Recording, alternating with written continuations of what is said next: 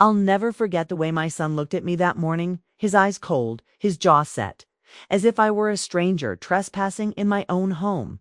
"Don't expect a dime from Dad's $92 million, he said, his voice echoing through the marble foyer of the house we'd built together in California. For a moment, I couldn't breathe. The sunlight streaming through the stained glass windows painted everything in gold. But all I felt was a chill settling deep in my bones.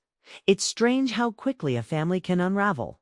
Just days before, I was a wife, a mother, the quiet anchor of a family that seemed, at least from the outside, to have it all. Now, with my husband gone and my son's words ringing in my ears, I felt the ground shifting beneath me.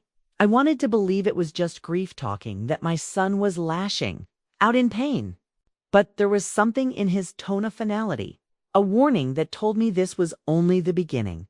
As I stood there, clutching the banister for support, I realized I was about to face a battle I never saw coming.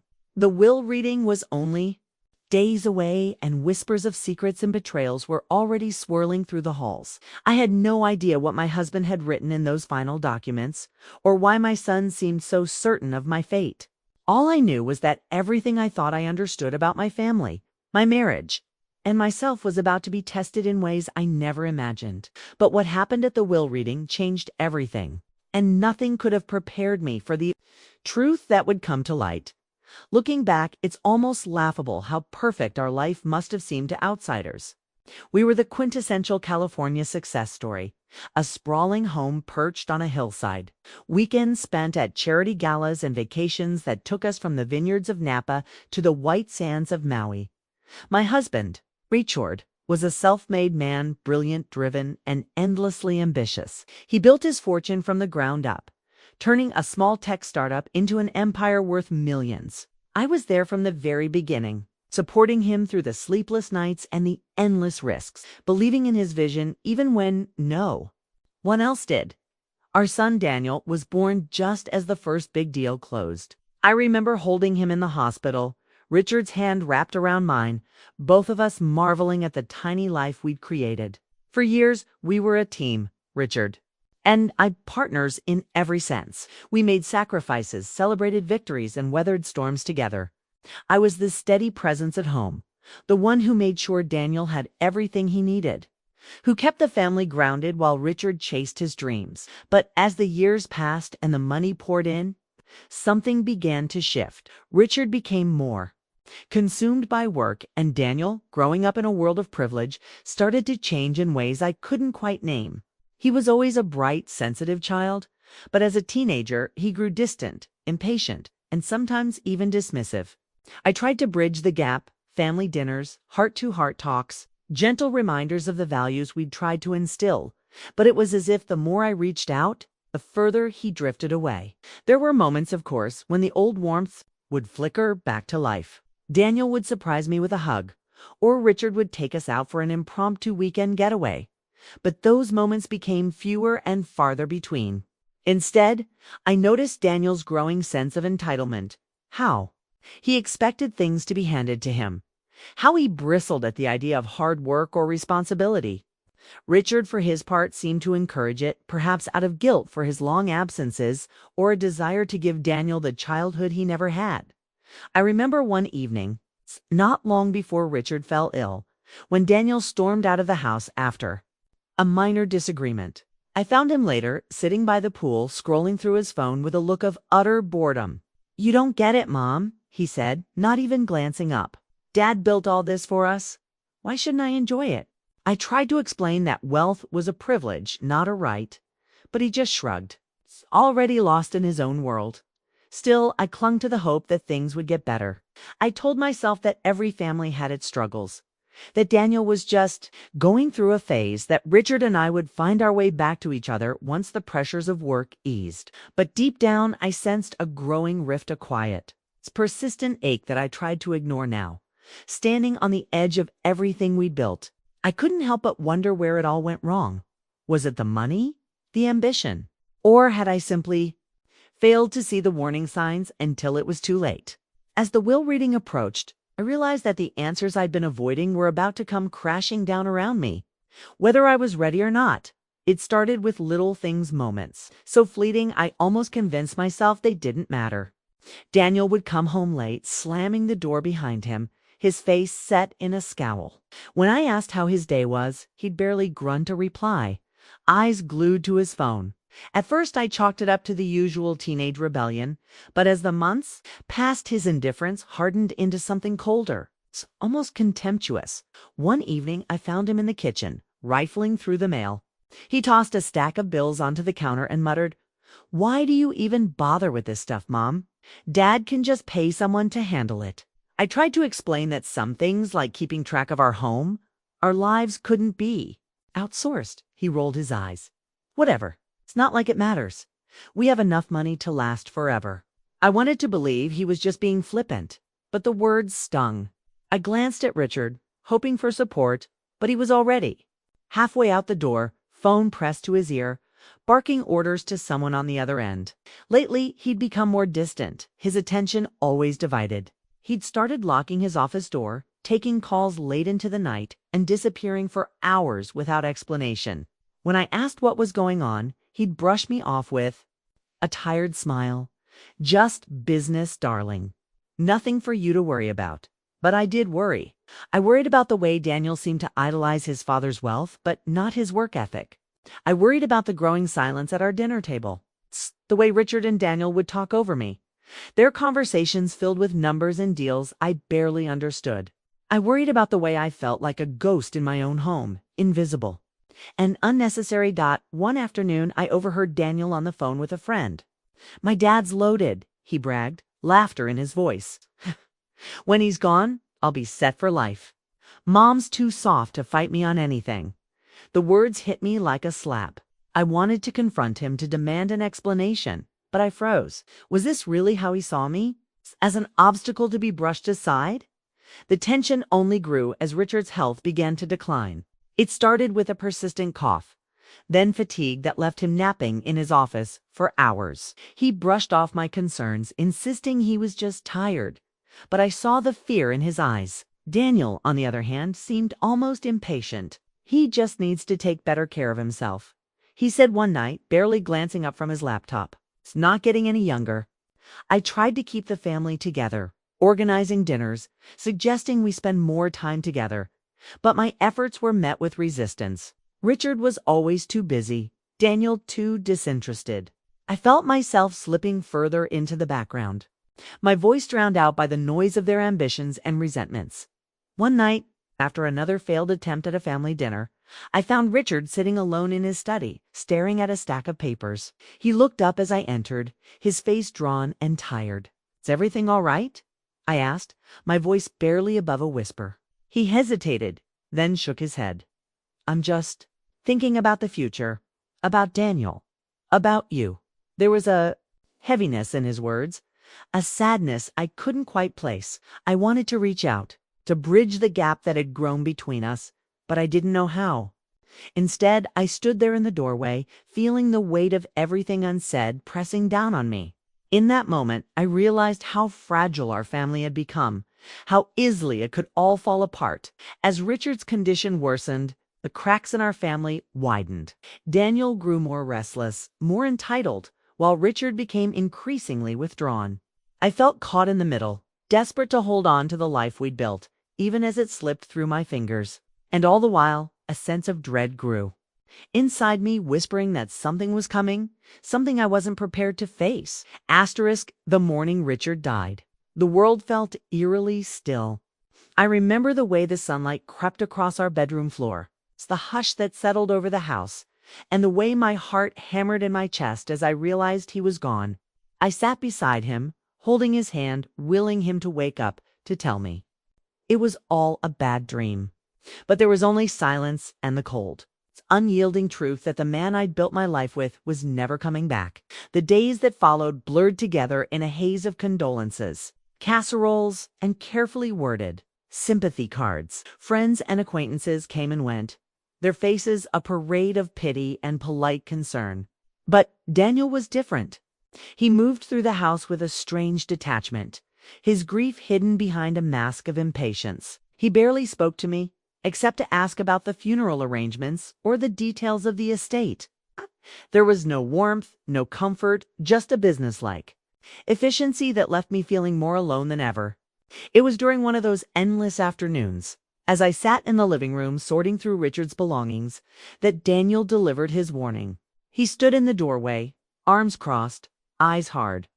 "Don't expect a dime from Dad's $92 million," he said, his voice flat. He made it clear who he wanted to take care of things. I stared at him, stunned, searching his face for any sign of the boy I'd raised. But all I saw was a stranger, someone who saw me not as his mother, but as an obstacle. I tried to reason with him, to remind him of everything we'd been through as a family, but he cut me off. "You don't get it, Mom. Dad built this. Hey, trusted me to handle it.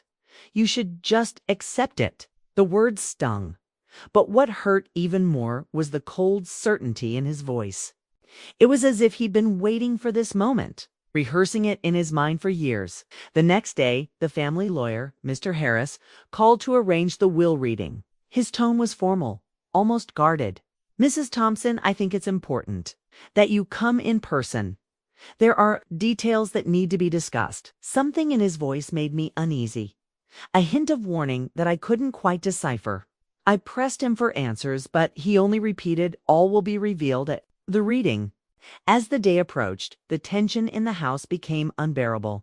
Daniel grew more agitated, pacing the halls, making calls behind closed doors. I overheard him speaking to someone, maybe a friend, maybe a financial advisor, about liquidating assets and taking control. The words sent a chill down my spine.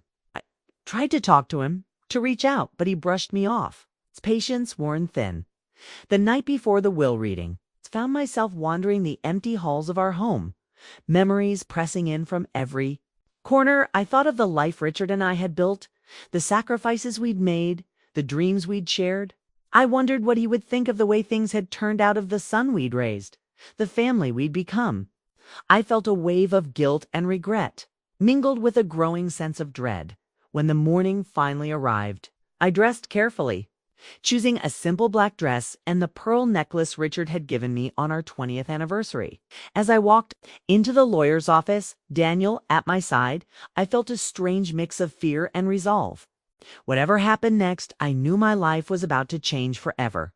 Mr. Harris greeted us with a somber nod, his eyes flickering with something I couldn't quite read. He gestured for us to sit, then opened a thick envelope, the sound of paper rustling loud in the quiet room. "Thank you for coming," he began, his voice steady.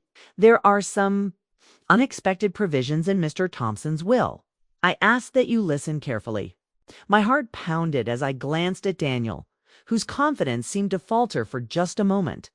I had no idea what was coming, but I sensed that the truth, whatever it was, would shatter everything I thought I knew about my family and about myself. The words from Mr. Harris's mouth seemed to hang in the air, heavy and impossible.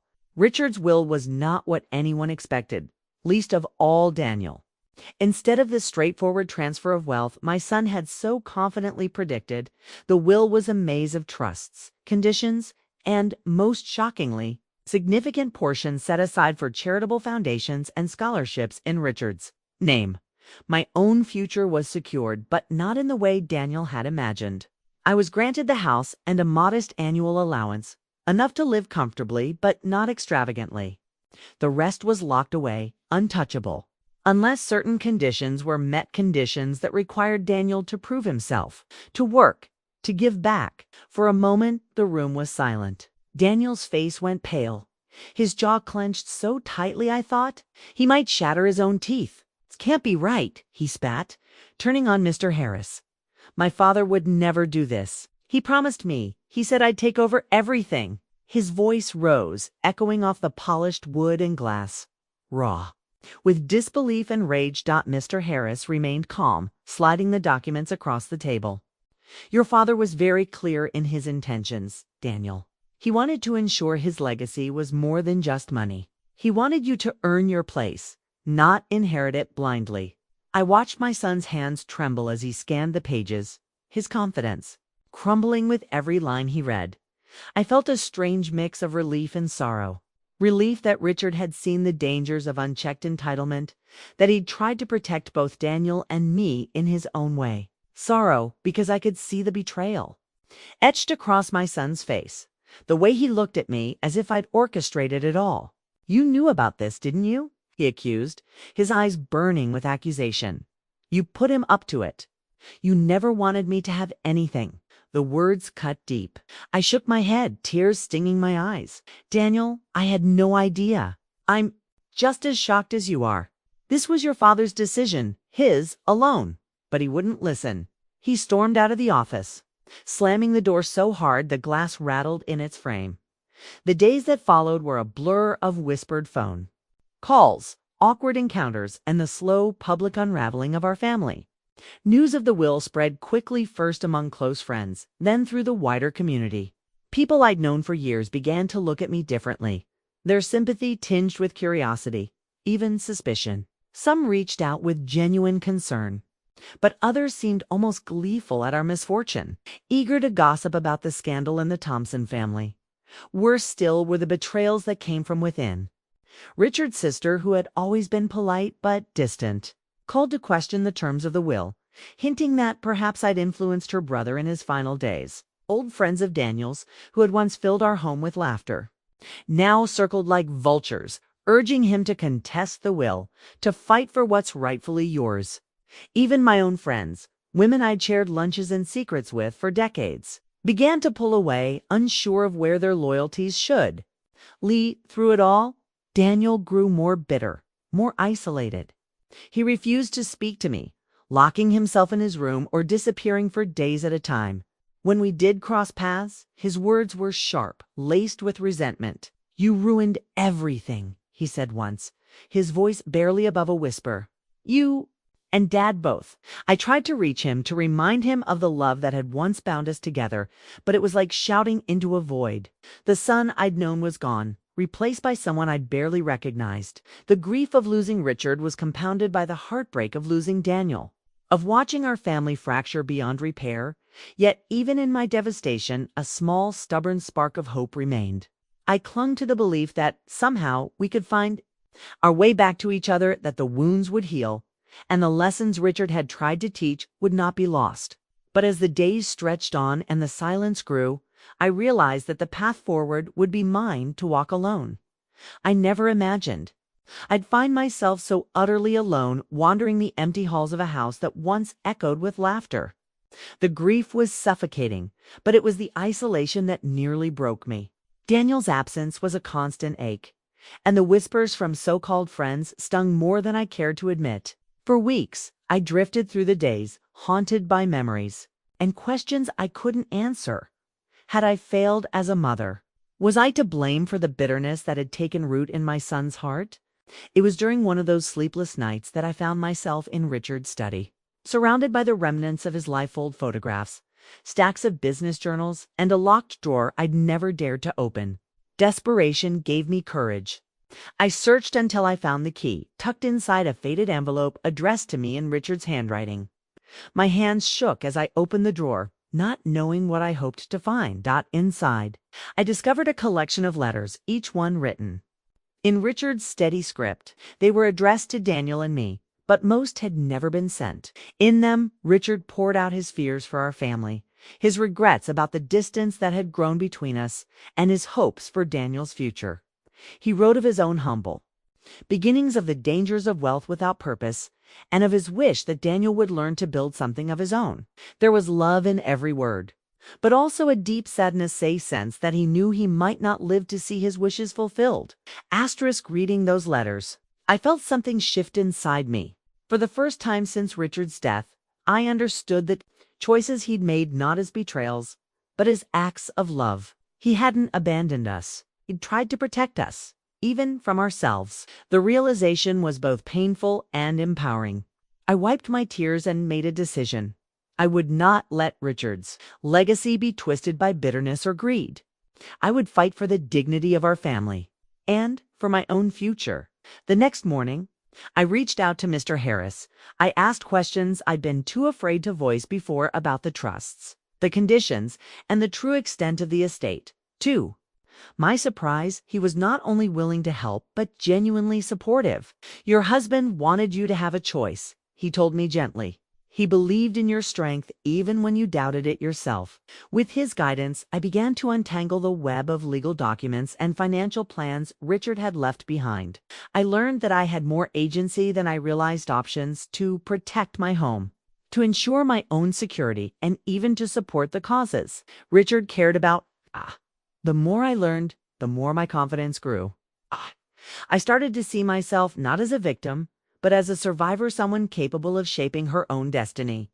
Word of my newfound resolve spread quickly.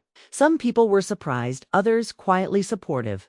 A few even reached out to apologize for their earlier distance, offering friendship and encouragement. For the first time in months, I felt a sense of community. However fragile, I still didn't know what the future held for Daniel and me, or if our relationship could ever be repaired. But I was no longer waiting for someone else to save me. I was ready to fight for what mattered, not just for the money, but for the values Richard and I had once shared. And as I took my first steps forward, I couldn't help but wonder what other secrets and opportunities might still be waiting to be discovered. Taking control of my life after Richard's death was not a single triumphant moment. It was a series of small, determined steps. I started by meeting with Mr. Harris regularly, learning the ins and outs of the estate and making decisions that reflected both Richard's wishes and my own values. I sold off the vacation home in Tahoe, donated a portion of the proceeds to the scholarship fund Richard had established, and set up a foundation in his name to support young entrepreneurs from underprivileged backgrounds. Each action felt like a stitch, slowly mending the fabric of my life. Daniel, meanwhile, struggled with a new reality. At first, he tried to contest the will, egged on by friends and distant relatives who saw an opportunity for themselves. Legal battle was exhausting, but I stood my ground, refusing to be intimidated or shamed. I presented Richard's letters to the court, letting his words speak for themselves. The judge upheld the will, citing Richard's clear intentions and my unwavering commitment to honoring them. The victory was bittersweet. Daniel's anger flared, and for a time, he cut off all contact. I grieved for the boy I'd raised, for the laughter and closeness we'd once shared. But I also knew that I could not force him to change, nor could I sacrifice my own dignity to appease his resentment.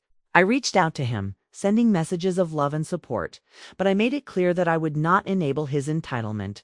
If he wanted a relationship, it would have to be built on respect and understanding, not demands. Slowly, the world around me began to shift. Friends who had distanced themselves returned, some offering apologies, others simply showing up with a bottle of wine and a listening ear.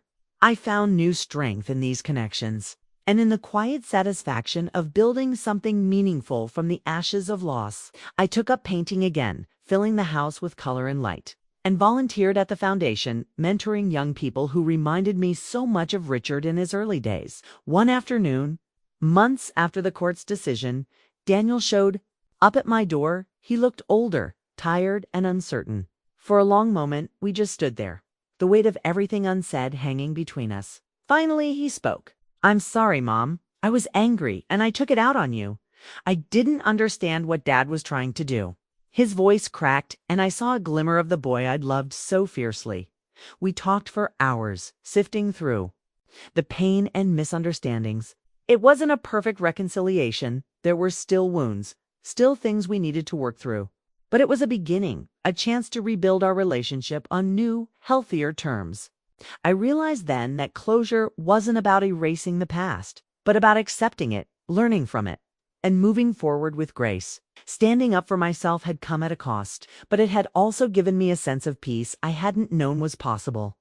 I was no longer defined by my husband's wealth or my son's approval.